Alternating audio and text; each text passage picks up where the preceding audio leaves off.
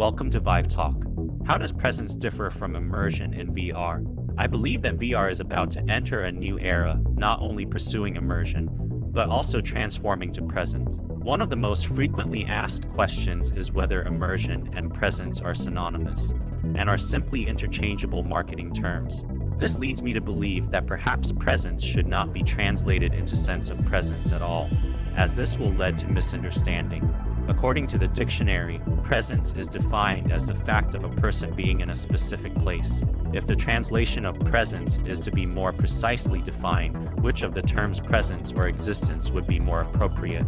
To me, immersion is the pursuit of a genuine sensory experience.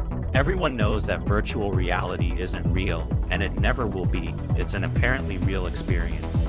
The sense of immersion is why you will be astounded when you try VR for the first time. Immersion is the driver of continuous improvement of VR hardware and content. Better resolution, faster update rate, and wider field of view are all benefits of decent hardware. The content is simply a more realistic worldview. It requires a lot of interactive designs, in addition to more realistic images, to make players feel the authenticity, such as a door that can be opened when they see it, or more somatosensory functions, such as how much being shot hurts, and so on. In general, the goal of immersion is to simulate a real-world situation so that people can truly immerse themselves in it. It is the search for a true sensory experience. HTC Vive has face tracking, eye tracking, and motion tracking technologies to achieve greater immersion. Facebook CEO Mark Zuckerberg has stated that Oculus will also work toward the same goal in the future, citing Microsoft Mesh as an example.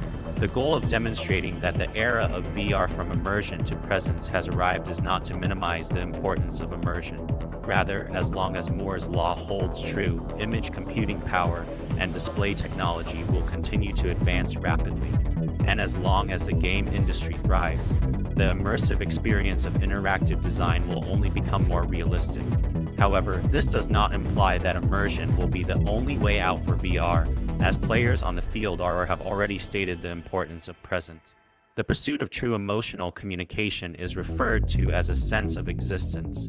If immersion represents the hope that VR will reach the real world within the reach of the senses, then existence represents the hope that it will reach the real experience of face-to-face interaction. The two are not set differently, nor do they contradict each other, but the emphasis is different.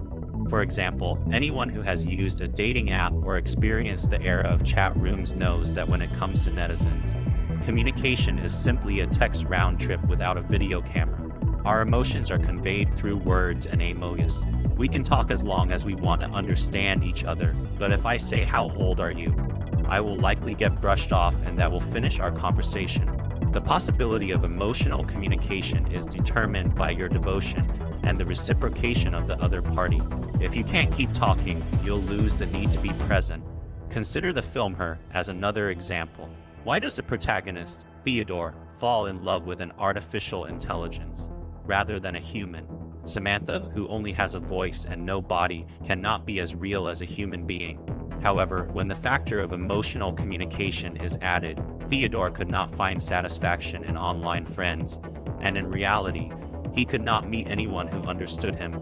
Yet the non-existent Samantha became the reason for Theodore's existence, and he would never be satisfied with a human again. He is no longer empty, and even takes the lens of his phone to act as Samantha's eyes, bringing AI into the real world. It's just like the old adage, the point of travel is not where you go, but who you go with. As a result, the focus of VR tourism is not on more realistic attraction. The goal of VR concerts is not to allow fans to sit in the front row. The big screen of IMAX is not the focus of VR cinemas. Why do so many people include social features? Because, in comparison to the ultimate sensory experience, what we do together is what makes us feel alive. The value of virtual reality lies not only in computer-simulated three-dimensional images, but also in placing users in the same space, as well as in functions such as voice, eye tracking, expression tracking, motion tracking, and so on, which can carry our emotions, allowing us to be in VR. The ability to express oneself, whether in the sci-fi fantasy of Cloud Lover or in the online dating that is currently taking place. The naive phrase, "I wish you were by my side," can be realized. This is the potential of the new era of Vive's virtual reality. VR will be the ultimate medium, someone once predicted. If this prediction comes true, Presence will have taken a significant step toward this Vive vision. Human imagination is translated through all media, languages, words, songs, images, paintings, and films.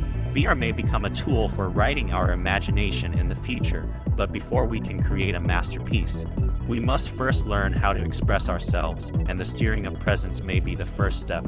I hope you understand the difference now. Immersion and existence both embody reality, but they represent different aspects of reality. The former determines why you play Vive, while the latter determines why you use Vive. A sense of immersion, similar to HTC Vive's original marketing slogan, "This is real."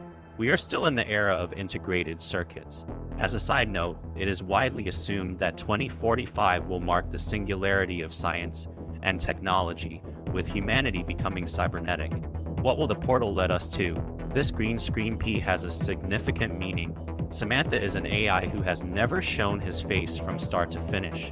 Anyone who has seen a movie will understand that the only requirement for the establishment of presence is emotional communication.